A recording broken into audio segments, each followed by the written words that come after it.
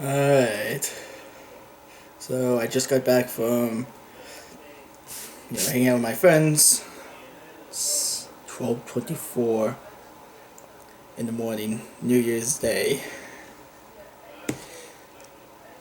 First Rubik's Cube solve of 2017. Let's do this shit. Yeah, there we go.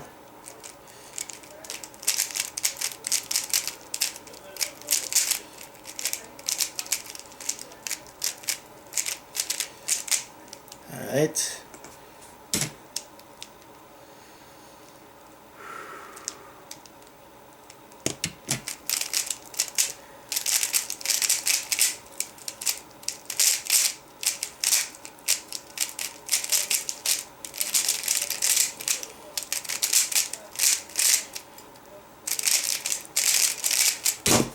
Alright, solved. 15.77, not bad. I mean, that's pretty much how it's been so far. I don't really care. But yeah, I mean, we've seen too many people die in 2016, Hopefully, that doesn't really happen.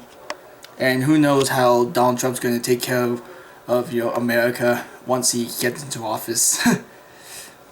Yeah, who knows how 2017 is going to be. Cheers.